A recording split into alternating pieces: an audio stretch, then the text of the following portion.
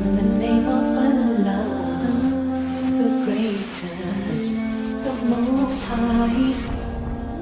Allah Azza wa Jalla, you are my only one true love. When it comes to tests and trials from Allah subhanahu wa ta'ala, you have one of two choices. You can either deal with the pain right now and get closer to Allah subhanahu wa ta'ala, or you can delay dealing with the pain, seeking the pity of others, seeking help from others, and prolonging the pain without any recourse. And it's very important to understand the cycles that individuals go through when they go through pain. When they lose someone that they love, when they feel betrayed by another individual, the very first reaction they have is to isolate themselves. They want to be alone. Now this is more significant when it comes to men, because men naturally like to deal with their own pain. They don't like to speak about it. Women naturally like to speak about their pain and suffering, and that's why their first reaction is going on the phone, going to see their mothers, going to see their friends. However, when it comes to true pain, at one time or another, you will try to isolate yourself. And this is the first thing you need to recognize, that this is not what you want to do. This is not a natural reaction, but rather it is shaitan telling you that you will feel better when you're alone, because you're the only one that understands what you're going through. It is a deception from shaitan. So while you may need to be alone for a little while, prolonged isolation is very harmful and detrimental to your situation.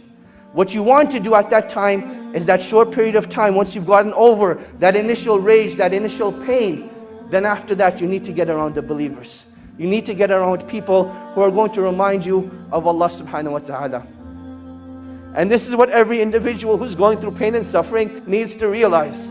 That this point of pain and suffering is not that Allah subhanahu wa ta'ala wants to punish you, but rather this is a calling from Allah subhanahu wa ta'ala. Oh my slave, come back to your Lord. Oh my slave, this is a reminder for you that I want to bring you back to me. And this is one of the wisdoms of trials and tribulations, that while we call each other on the phone, while we text message each other, the calling of Allah subhanahu wa ta'ala comes through trials and tribulations. And you can react one of two ways.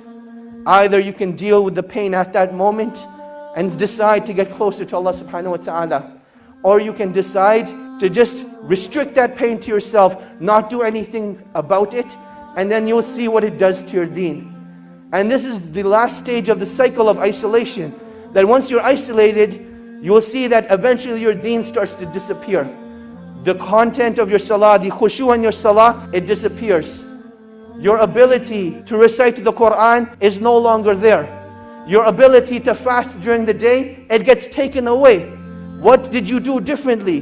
What you did differently was you gave yourself into shaitan. And shaitan's promise is that he will lead you astray. He will lead you away from the path of Allah subhanahu wa ta'ala.